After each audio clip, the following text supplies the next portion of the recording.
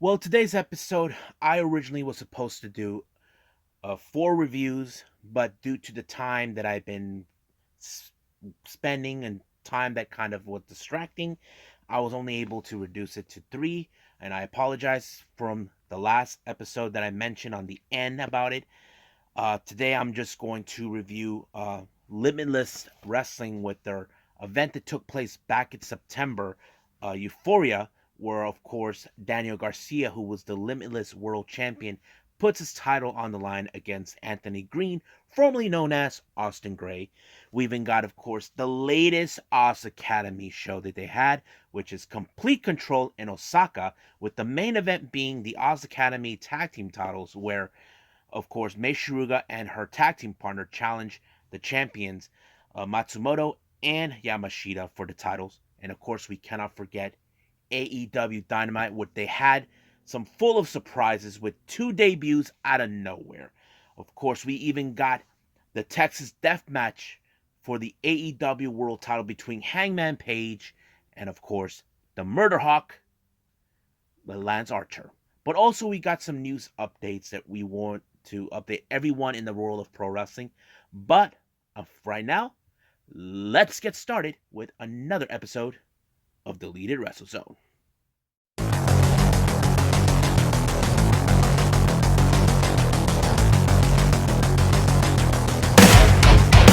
Are you ready? Get up, get up! Get up, get up! Get up, get up! Get up, get up! Get up, get up! Get up, get up!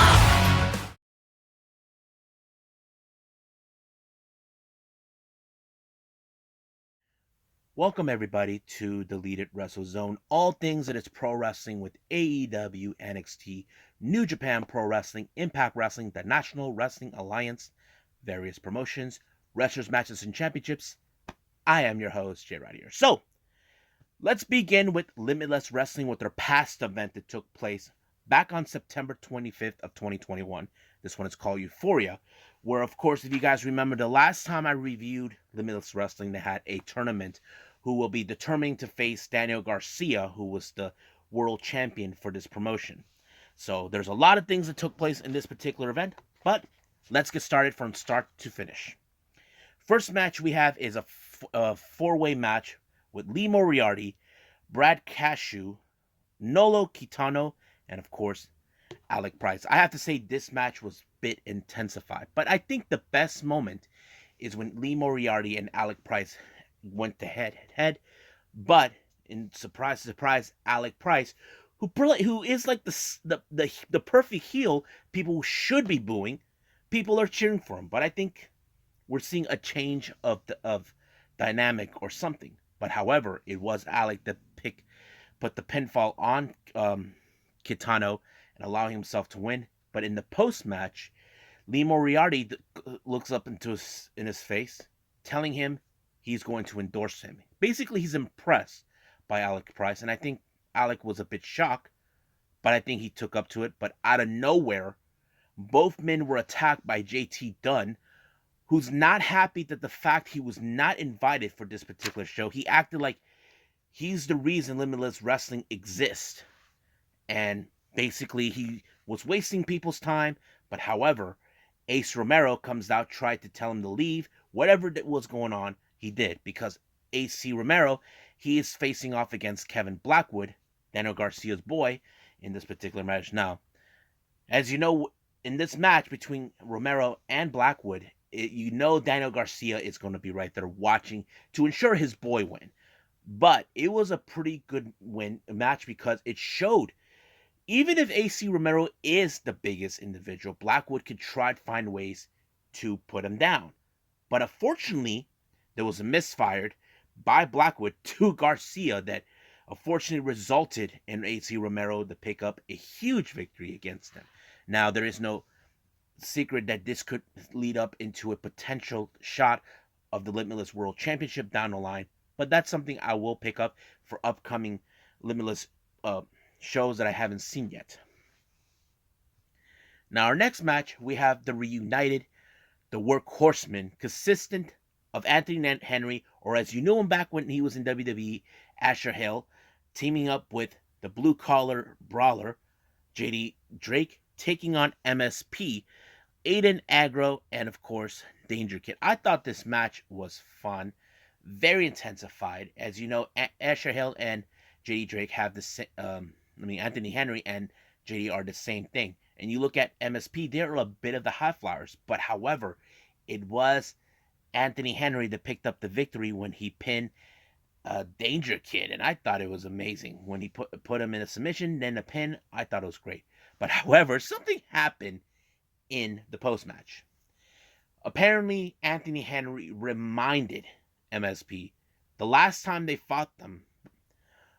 Don't recall when was this, but they MSP beat them one time, and now it's tie and tie. So apparently, it ended up okay. It's time to break the tiebreaker. But the strangest thing happened.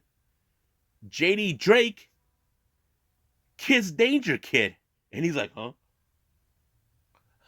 And Anthony Henry's like, okay, I don't know what that's all about. I'm just gonna go this way. So I don't know what was that all about, but it was a lot of fun. Now, this next match, this one has a huge stipulation. In the recent event, this group known as Prestige, John Alba was trying to recruit Divine in order to have her join Prestige. However, Diana does not have no intent, so it became boys versus girls. Now, I'm not trying to be a sexist, but it did tell the story how much, Prestige look at the other women.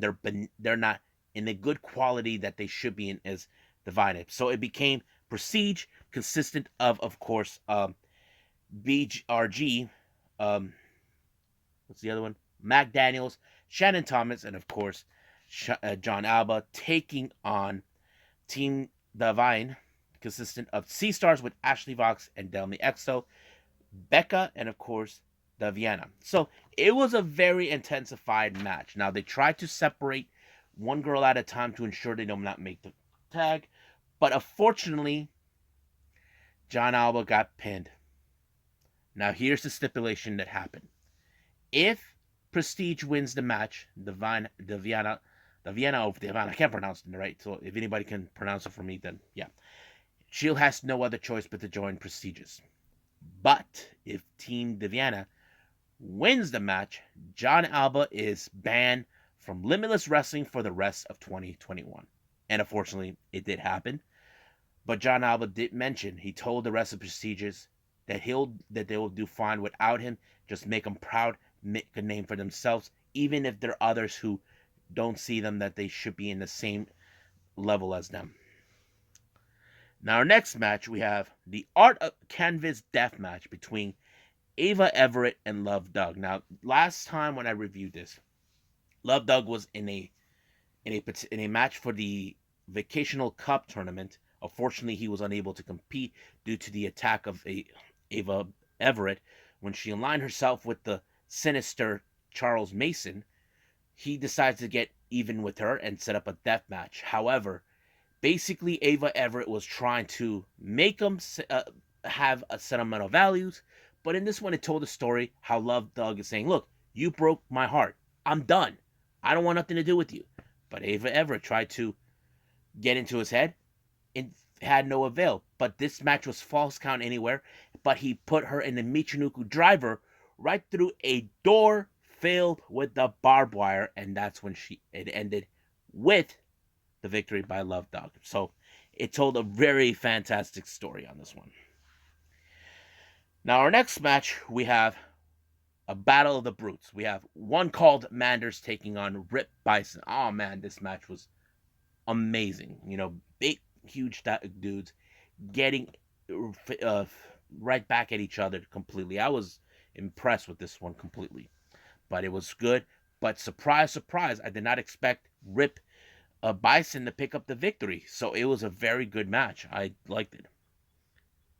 Now, our next match is the semifinal. We have Smart Sterling teaming up with VSK, taking on mystery opponents, and it turned out to be the main event, consistent of Jay Lyon and Midas Black. Now, According to commentators, the main event were unable to have good victories or wins in Limitless Wrestling, but this was a perfect opportunity to pick up the pieces. However, in this match, it turned out the opposite. It turned out that main event picked up a good a victory when Sterling was not looking. He thought the VSK had everything on the back, but it was, of course, Jay Lyon that picked up the pinfall.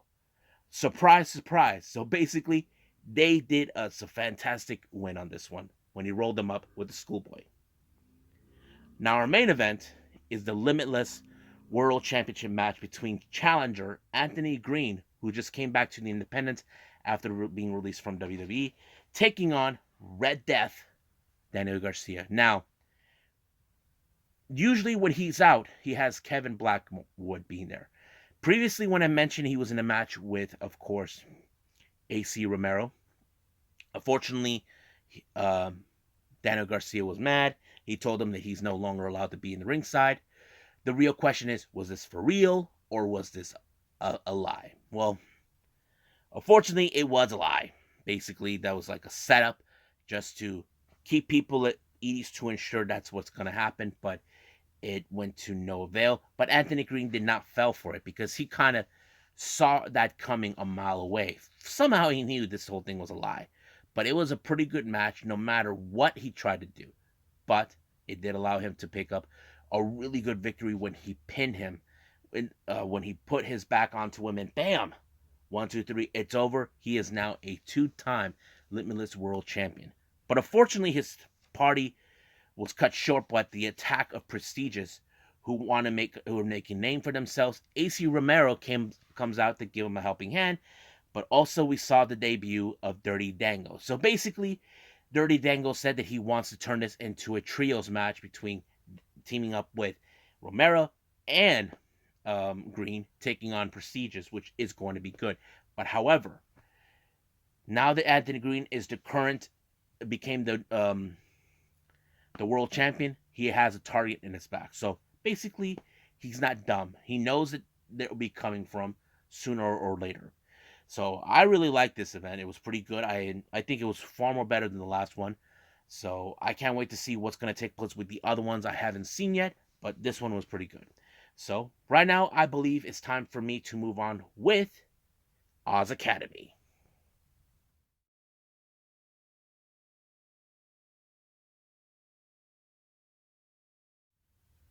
Okay, it's been nearly a month since I did an Oz Academy, or is it 2 months? Yeah, 2 months, I think.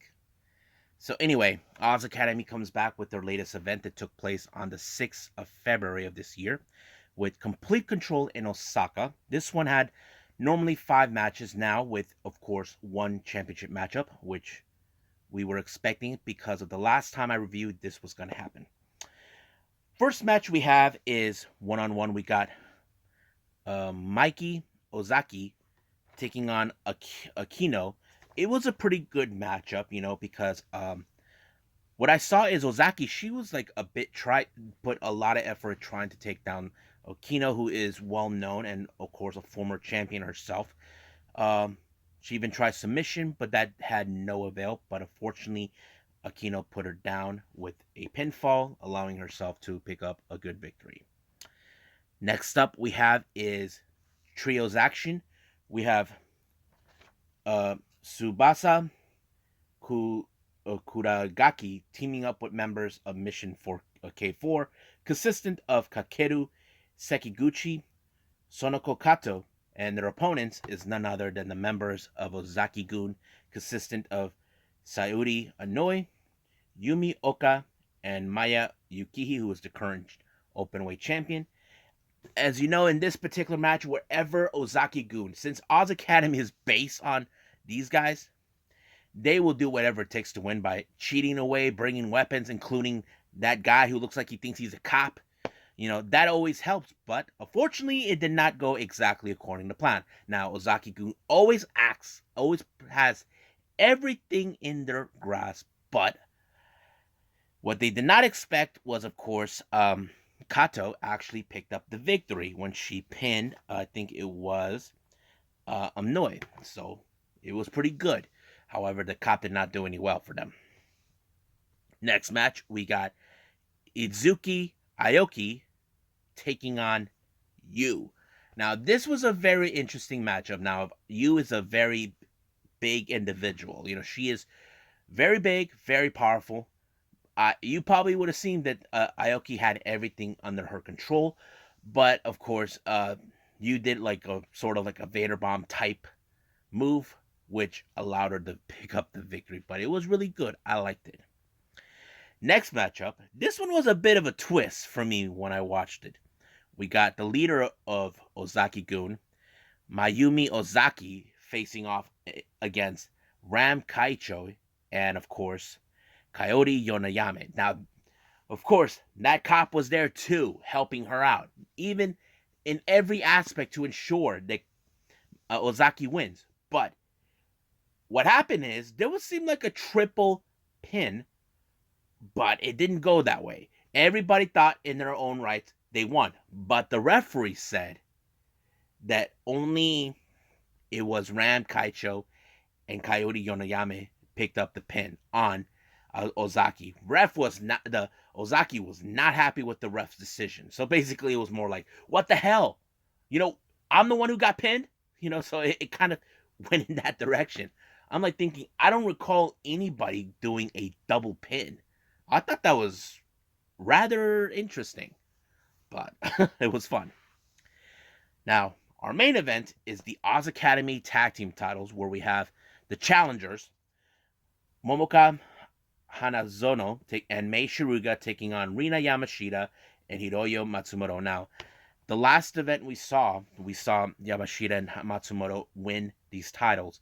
I forgot who they beat. However, Mei Shiruga and Hanazono requested to be their first challengers for these titles, and of course, they effected. Now, these guys, of course, if you guys know, Mei and Hanazo actually try to be the goody two-shoe girls, like they try to be all cute, but in this type of match, their cuteness does not work. But I always did say Mei Shiruga is a bit of a sly devil. She always has something up her sleeve, but unfortunately, it did not stop because of the powerhouse with both Yamashita and Matsumoto. They really, really are impressive. But however, it was Yamashita that pinned Hanazono in this match, allowing her and Matsumoto to retain the titles. So it was a pretty good show. I think I liked it. So it was okay. So right now, I think it's time to have the last review, which is the long-awaited AEW Dynamite.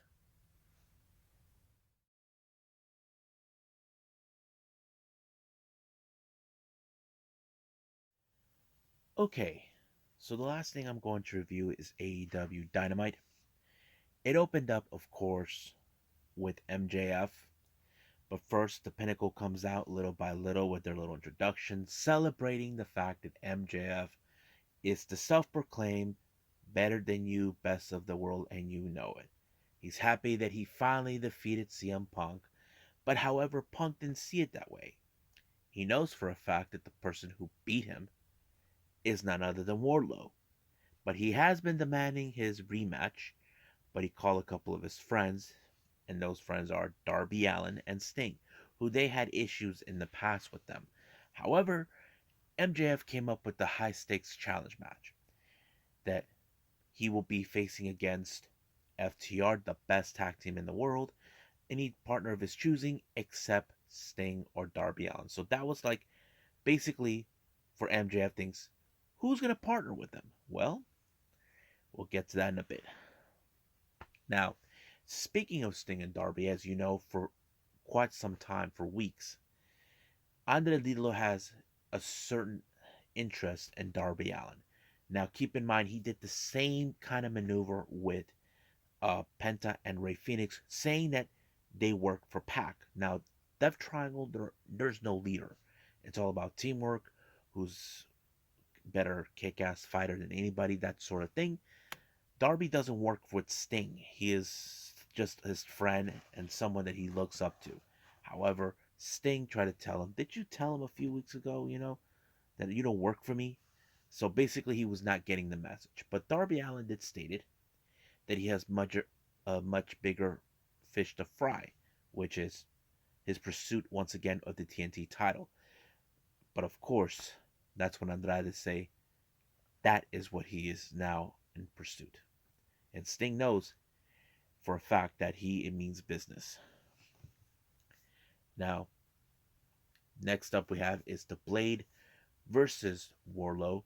Now, this was a very much interesting storytelling. As you know, there are those that believe that Warlow is going to snap one way or the other, but he took the Blade out, even though it was a great storyline how they're building up with him. But in this match with Blade, basically it was more easy. But he also did the Symphony power bombs, like always, sending up a message. But however, once he Warlow pinned the Blade, Sean Spears had once again to interrupt this spotlight. Now, sooner or later, he's going to snap, and that's what's going to happen. Trust me. Now, if you all recall weeks ago, Penta was missed by Malachi Black, but apparently he sent out a video package. Now, those who don't know what this means, who the hell is Penta Dark? If you guys don't know who he is, let me explain that to you. Pentagon Dark was a character that he created back in Lucha Underground. Now, if you guys never seen it, Penta the side was in a fight with, of course, Matanza, which is the big monster, Matanza Cueto, and then all of a sudden in this particular story, it just told that Penta went to the dark side, all thanks to his mentor, which was Vampiro, and that kind of went in that direction. So looks like we may see another that same version, but in a new stylish way. We don't know exactly if that's the case, but I'm kind of excited to see. Now, as you know, recently we've been seeing dissension within the inner circle. So Jericho decided to set up a meeting of inner circle, which is mandatory. But however, it came out with Chris Jericho, Sammy Guevara, and what's his name, Jake Hager, and then here comes Santana and Ortiz. Basically, Santana and Ortiz feels they said what they're saying. They said we always had your back. Everything we tried to do, we did it for you. But now they're like saying this and that, that sort of thing. But Jericho thinks, they asked him, what has Kingston done for you? Look, Kingston is old friends with these guys. They came from the same type of neighborhood and all that sort of thing. And that kind of fits into their background. However, basically Jericho said something that's kind of interesting, saying, maybe I picked the wrong two guys. And and then he called them LAX. He was referring to Homicide and Hernandez. But however, Sammy was caught in the middle of this. He knows that he can't deal with this kind of crap. However, he did stated that this needs to be resolved, but he quit before, so he left his vest in the middle and just took off. But next week, we will see Inner Circle face off against each other. Santana Ortiz versus Jericho and Jake Hager. Now, in a recent interview, this one was a big one. Roppongi Vice is ready to go in Rampage to take on the Young Bucks. Rocky Romero is now 100%, but however, this was a calculated ambush by the Young Bucks along with Adam Cole. But all of a sudden, we just saw the appearance of Jay White. Now, this was a very unusual. If you guys noticed, Adam Cole seems happy to see him, but not the Young Bucks. If you guys recall their history, the Young Bucks never forgot what Jay White did to Kenny. Now, later on in this entire thing, there was another interview set up by the Brandon Camera. Of course, the Bucks are ready to take on Roppongi Vice, but however, Adam Cole acts like he trusts him. Now, a part of me doesn't can sense they're building up another story. If you guys remember, there was a video that was posted on YouTube or anywhere in social media. Jay White called out Adam Cole. He wants to challenge him in the US of J challenge. So it could most likely be that we could see that. Now, I can picture this. I can picture Adam Cole in that hunt and facing Hangman Page for the title, and and Jay White screw him. That's what I would think it could happen, but that's only just my guess. But right now, I just have to wait and see. But of course, the Bucks, they don't trust Jay White. But Adam Cole, he thinks he can trust him. But the truth is, can he really trust him? We just gotta wait and see what happens then. Now, as you know, we have this thing, the Face of the Revolution match. As you know, this is a chance for a shot of the TNT title, which is something that's been done before. However, there's a qualifying match that was opened up. This features Isaiah Cassidy of Private Party and also of the Andrade Hardy family office taking on a mystery opponent. And the mystery opponent is none other than, of course, he basks in his glory, Keith Lee. Yes, folks. There was rumors and speculations that Keith Lee was going to be there. Now, personally, I thought it was not going to happen sooner due to the fact that he recently got married and I thought he was in his honeymoon with Mia Yim. That's what I thought initially. But seeing him, the crowd went up. Keith Lee got a huge pop. I have to say it was a pretty good match. Not to mention, you can tell that Keith Lee is back how he used to be. Remember, he was he's a very unnatural athlete. Keep in mind, a guy like him, 348 pounds, he cannot move like that. But he's an unnatural athlete, and we all know what happened. They tried to change him to be something else in WWE, but now I'm happy that he's back to what he used to be known, and I can picture a lot of things coming with him, and I hope they utilize him properly. But Keith Lee did put him away, and it was a great match. He goes. But the biggest mistake was Mark Quinn decides to take on Keith Lee, but he got his ass whooped. He caught him while he was jumping off the ring. He was like, nope. Bam! Right on top of Isaiah, and then toss him in the ring, at the edge of the ring apron. I thought it was great. I loved it. It was a classic moment right there. Now, speaking of Keith Lee, his arrival kind of sparked a little it's something that's been going on in Sammy's mind. As you know, he has these cue cards. He talks about the TNT. He said he is going to pay attention what's going to happen at the Face of the Revolution ladder match.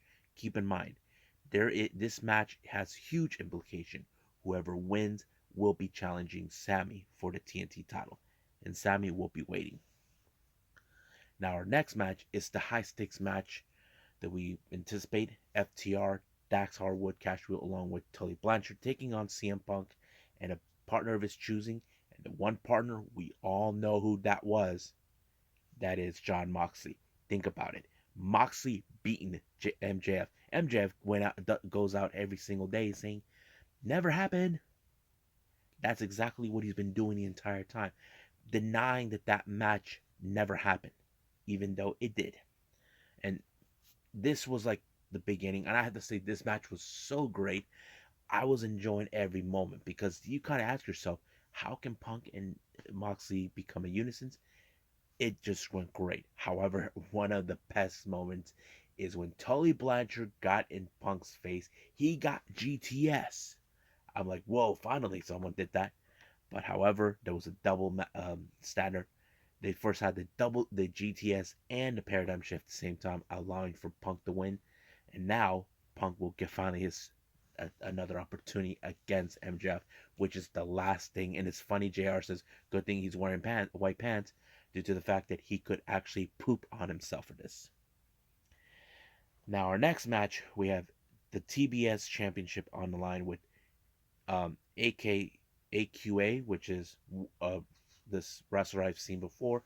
And of course, you guys remember she was known by a different name in NXT, and she was trained by Booker T, taking on Jade Cargill. This was a very interesting match. Jade Cargill will normally just beat the opponent quickly, but it went a little longer. And I think this was one of those matches where, okay, you can see there little by little certain wrestlers are trying to, try to put every ounce of energy to try to dethrone Jade Cargill. I thought it was great, but however, Cargo got the jaded, and that's how she won. But sooner or later, she will lose that undefeated streak. Now, as you know, Serena Deeb has been acting that right now everybody is not in her level. She's saying that all these AEW wrestlers are letting the playground to be ruined, that sort of thing. She takes on this enhancer named Katie Arquette, but it went down quickly within a minute and two. But sooner or later, we all know she'll be back to kick her butt for what she did. I'm talking about Hikaru Shida, even though she thinks that she'll never come back, but it will happen. Now, our main event is, of course, the Texas Deathmatch AEW World Championship between, of course, Lance Archer and Hangman Page. Man, that match was so insane. But the smart thing coming from Lambert is that he removed the top rope to ensure that Hangman does not use the buckshot lariat, the buckshot lariat.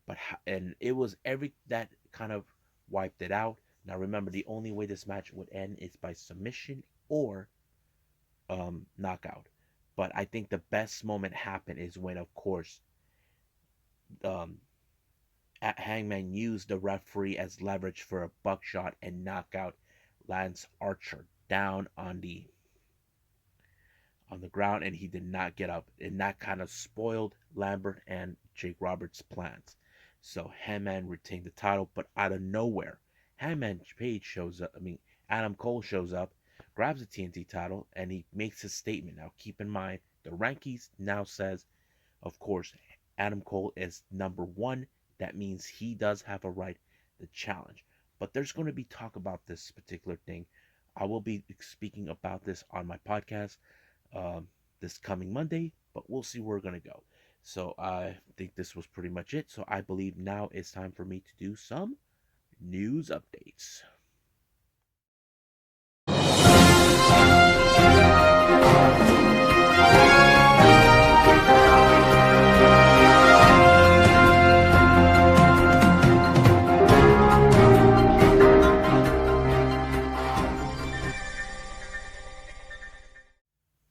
Okay, so we got news updates for all of you. The first one we're going to do, this was announced by many Spanish wrestling promotions. I'm talking about two people who are figured in the lucha libre world. The first one was Super Muñeco, which is like a super doll or whatever, like this little fun character I remembered as a kid watching. Um, it was announced that he passed away today, but however, he wasn't the only one. There was, of course, um, ring commentator Arturo El Rudo Rivera. He is well known through AAA, and not to mention, he's been one of those commentators that plays the heel. He supports the heels. He's always by his side. My biggest moments of seeing him was when he sided with Conan in La Legión Extranjera, which translates to the Legion um, of, of foreigners or foreign exchange or something like that. But yeah, I remembered. But it's sad that the wrestling world, the lucha libre world, lost two important people in the lucha libre. So rest in peace, Super Muñeco and Arturo El Rudo Rivera. You will be missed, but never forgotten. Now, this news just came in today from me. As you know, during WrestleMania week, we have the thing with GCW called the Collective. Basically, 12 shows taking in the weekend of WrestleMania. Amongst them is a very unique event that's going to take place on April 1st. And this one is LA Fights versus JCW, or as we know them, Jersey Championship Wrestling. This is going to be huge. Now, why is that important? I always did look at these two shows as enhancements from both East and West Coast. And I think that's always been to me how I felt it, but this is going to be huge. My buddy Hunter Freeman has already wrestled with LA Fights. I can't wait to see what else he's going to do. But yeah, I'm looking forward to this. Now, next up, what we have, of course, is a very interesting development. All female promotion Pro Wrestling Eve has announced on March 4th we're going to have NWA versus Eve. Basically, title for title, the NWA Women's World Championship, World Tag Team Championship will be on the line against the Eve Tag Team Championship, and that is going to be, how do I say, one of the most interesting. It will be the tag team uprising consistent of Rhea, O'Reilly, and of course Sky Smitten taking on the Hex, Allison Kay, and Marty Bell. I'm so excited to see how this one's gonna be, but right now I say let's just wait and see when that happens. Next up, as you know, this one just came in today. Well, came in yesterday for me, but this was coming from Alex Gracia. If you guys remember her, she was that girl who has a thing with Pink Dream. She made appearances in NWA, AEW, WWE. However, it's just been she announced that she departed from um, Women of Wrestling due to the fact. But this is the official statement she posted on her Twitter page. So let me read this. Starting today, Wow and I have amicably parted ways, as I did not see them as a good fit for my current goals and brand. I wish them nothing but the best, and I'm still planning to support the current girls who are there working hard to show you that superheroes are real. Now, after this, there were she tweeted more. This one was very interesting. I've been wanting to be clear this up for a while. I chose to stop being an extra for AEW on my own terms. I had NWA, Ring of Honor, and W reach out, so I went. AEW gave me a job during the pandemic, and I expressed to them how grateful I was for the opportunity. It is simple as that. Since I started wrestling, I've experienced my highs and lows with all of you. You don't just motivate me through matches, but you motivate me through this fight of life. No matter how many times I may fall, for you I will always get back up. When I make it, we make it. Now, keep in mind, she made a lot of appearances in AEW for the dark shows, so she was not actually, working for them. She was an extra, they were paying them because, as you know, a lot of the independent shows had to shut down due to the fact. And she had made appearances. She was at the Performance Center. Nothing went through for her.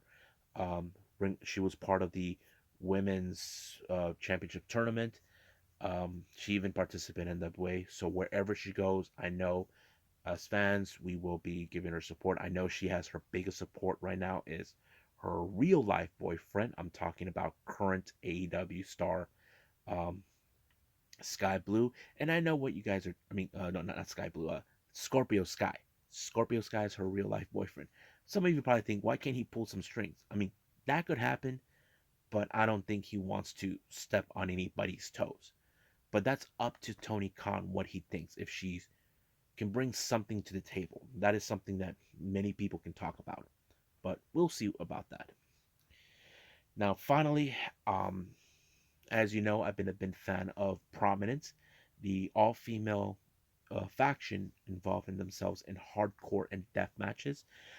They announced another show coming up on the 18th of February, which we're not that far off. It's going to call Pre-Launching Battle Destruction, and it's also been told that this particular event will be streaming by Wrestle Universe. Yes, so if you guys remember that, Wrestle Universe is that streaming service that broadcasts Pro Wrestling Noah, DDT, Tokyo Yoshi Pro, and Yambari. It will be broadcast there. So hopefully I get a chance to see it. But from there on, we just wait and see. I'm excited for this particular show. So I think that's pretty much it right now. So I think it's time for me to call it a day. Well, I hope you guys enjoy this episode. I know some of you who are into the Yoshi wrestling style um, probably would appreciate me reviewing Oz Academy. I still have a lot to review with Stardom, Tokyo Yoshi Pro, and of course, recently I just fell into my lap to watch Pro Wrestling Wave. I'm still excited for that too. Um, As you know, fortunately, I did mention I was going to do four reviews from four different promotions, but however, I had to reduce it to three due to the fact that certain things did not go according to plan for me. Normally, I pick which wrestling shows I want to watch because I want to review those. I don't know if any of you guys seen them or heard of them, but you can still catch up to them if you want to. Um, right now, one of those shows that I was supposed to review for this particular episode is by Freelance Underground. This one is a little Christmas thing that took place on the 5th of December. The name of the show is called You're Gonna Shoot Your Eye Out, which is the same phrase used on the Christmas Story where Ralphie wants to get his BB gun, but people keep telling me, "Oh, shoot your eye out." So that's a great thing. But since we're now jumping into Thursday, as you know, we have MLW, and of course we got NXT UK, which I'm excited to see.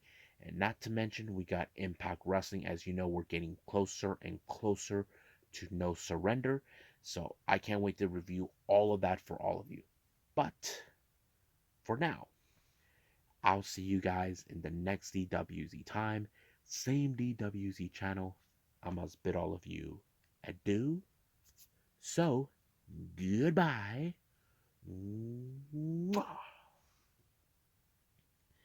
And have a nice day. Bang.